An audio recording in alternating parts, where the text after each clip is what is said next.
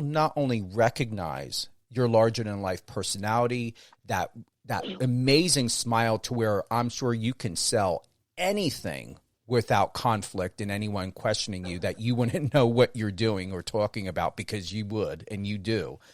But it really is very humbling to know your accolades, your awards, but yet you keep it very simple and very real. Am I getting that correctly? Yeah, you're pretty right. I mean, you're pretty spot on. So what does that mean for you when you're maneuvering through the world, training, building relationships, personally, professionally? You're a dad. How do you encompass staying true to who you are without being influenced or swayed going in other directions? Because it just seems as though you'll take the information in, you'll process it, but you're going to not make an emotional and irrational decision. You're going to give yourself time and space, and if it feels right, you're going to do it. How has that served you for 23 years? I mean, it all kind of goes back to how I was raised. My mom and dad always showed the most respect to everybody around them. They always instilled in me and my brother that, you need to treat everybody with respect. You never know who a person is or where they're at in their lives or what they're going through. You could save somebody's life and just one conversation with somebody, and you never know, a person you talk to the next day might be the CEO of a Fortune 500 company that could get you a really good job. And so you never know what position people are in, good or bad. And so that's kind of the respect part of it. The confidence my confidence has always gone back to wrestling.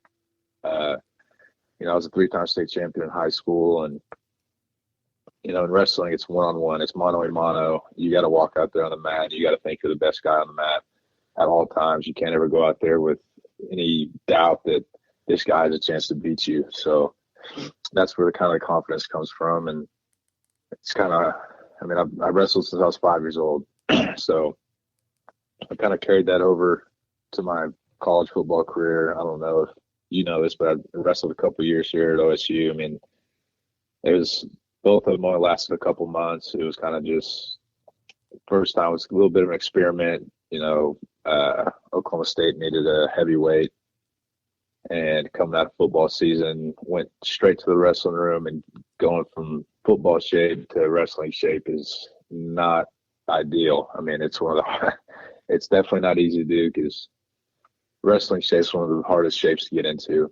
And so as the season went on, you get closer to the Nationals, and between January and the Nationals is like mid-March, so you really don't have a whole lot of time to get in that shape. And I just was never able to kind of get there 100%. And Coach Smith, he's one of the greatest of all time wrestlers and coaches, and he kind of just tried to guide me in the right direction and get me to where I needed to go. And it just fell short both times. And so I kind of just changed my focus to football and football only. And that's, last year I had my career season, 9 sacks and 14 tackle losses, whatever it was. And the head coaches, like you said, they voted me as, the best player in my position, or one of.